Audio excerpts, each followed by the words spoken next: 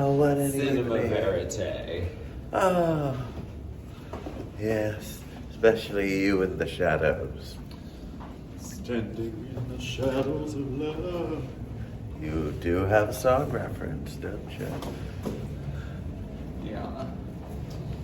Wow, 3 shows, 3 cities. Yeah, I feel like if it was any more than 3 shows, It might start at I would be in some sort of padded booby hatch. Yes, yes.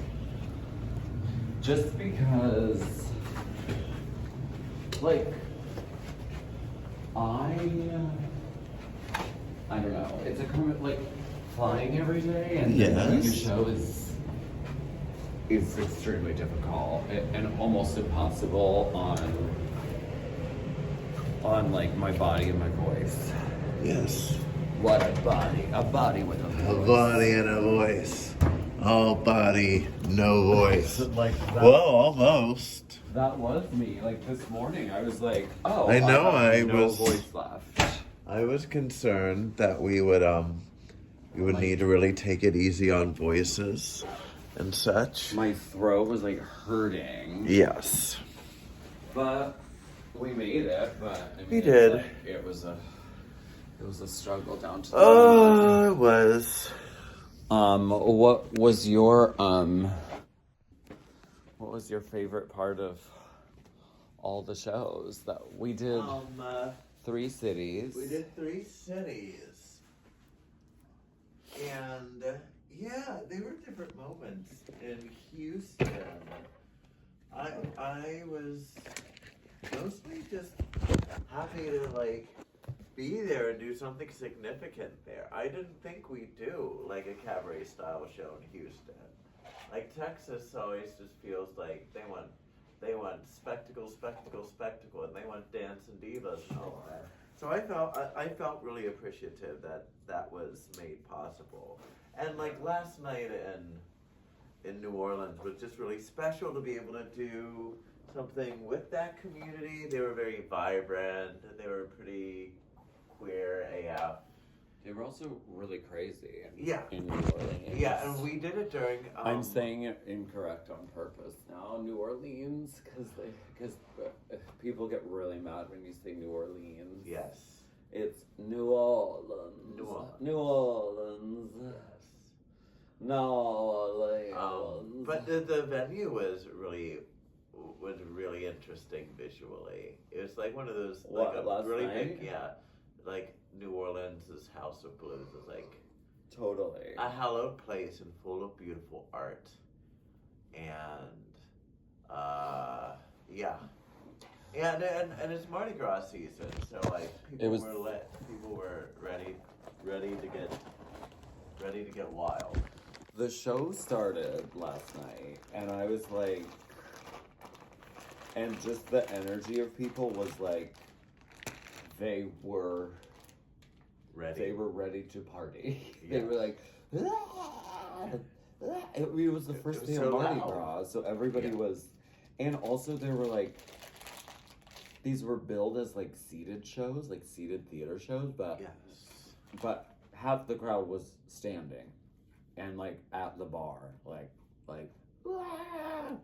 so it was wild. It was like a big version of like a classic Blue Moon pop-up or something we would have done 10 years ago. Sure. It had that rowdiness, which is both exciting and a little disconcerting. Well, it's just like, it was just each show had a different energy, you know? Yes, And like that's part of what I like about doing a show like this is we don't know what it's going to be until the audience is there and telling us what they want it to be. Yes, you leave it open like you were saying. It's partly improvisational because people are there looking for different things. And I love the throwing of the chocolates last night. Yes, that was very Mardi Gras. Instead of throwing beads, we were throwing chocolate. Right. So that was very in the spirit of New Orleans. And tonight, Bernice and Steph. I didn't know they were going to be there. Yeah. That was a surprise. It was really good to see them. Yeah, a little bit of a homecoming. I had grad school friends there. Shout out to Lindsay and Stephanie. Mm-hmm. They were there. Like, they were just so happy. Like, that's what's nice about doing these shows outside of, like, these big... I mean, Houston's a huge city. It's the fourth biggest city in the States. But, like, doing shows where you wouldn't assume we would get the most play, right? I felt like they were really appreciative here in Baltimore. Oh, totally. They really were happy that we were in their town. And tonight they were so nice. They got me that fucking cake, which I didn't eat a bite of. That's a real cake? Yeah. Oh, it would have been nice We to didn't see even what was eat inside. Because I'm not supposed to be eating gluten and you don't. I know. Oh. Cake is wasted God. on me, but goddamn, it was so gorgeous to look at. Yeah, it was a beautiful cake. Do you go back to San Francisco tomorrow? I go back to San Francisco. Yes, and there will be first graders on Monday. For my ever abiding care. So it's always a twist. I tell people, like, there are things that are very similar about doing these shows and being in a classroom, and then there are the reasons why each is special. Yeah. We'll never be the same from day to day, but we also do a lot of playing around with ideas, making people laugh, helping people think about what's going on in their world. See? All the connections.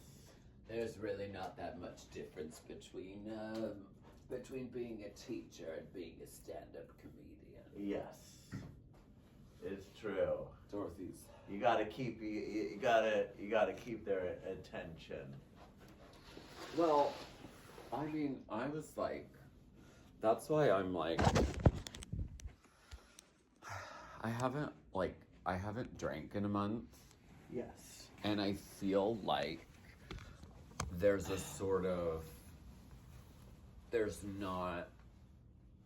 I don't feel afraid of, like, I don't know, it's hard to explain, but something about being in a phase where I'm not drinking it makes it very easy to be on stage. Mm-hmm.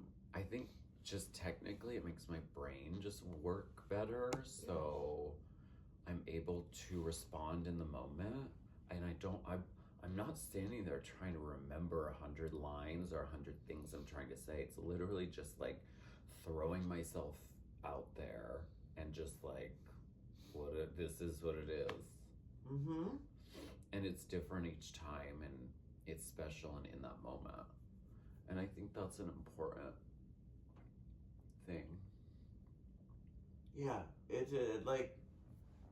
it's just great to have more of your faculties and more of your abilities available. And it's true. Like, I know that things just run slow, and I feel like I'm dragging. Like, it's fun to hang out. That's how they call it drag, the art form of drag. Dragging. I was trying to work that. I have this joke and I don't know how to what is that? I have this joke that I don't know how to work it into a show, but it's like, is anyone a spouse of a fan of Drag Race who has no knowledge of Drag Race whatsoever, or drag, and you were dragged here by your spouse or your girlfriend or whatever? That's why they call it drag. It's not. There's something there about getting dragged to the show. Someone gifted you a yes, sultry. A sultry. It doesn't hurt that much. It's mostly the sound, which is kind of fun. you know, why not? The accoutrement Of desire, love. of eros. Des accoutrements. De désir. Yeah. Wait, where was I hearing that? I think I heard it in a audiobook, maybe? Oh, wow. There's two different, or wait, no, where did I? No, or maybe it was in a show on Hulu. But it, You're mixing your metaphors. but the Greek word, what is eros? Is that Greek? Yeah, it's Greek for love. So, Greek has two different words for love. Yes. One is eros and one is something. But like one is like romantic physical love. Yes, I think eros is probably that category usually. And there's a whole other word for like commitment, sort of like, I don't know, Like ties loyalty that bind. sort of love. Yes. Because they needed two different words for that. Yeah. The many moods of love. Well, say goodnight, Courtney. Good night, Courtney. Good night, Courtney.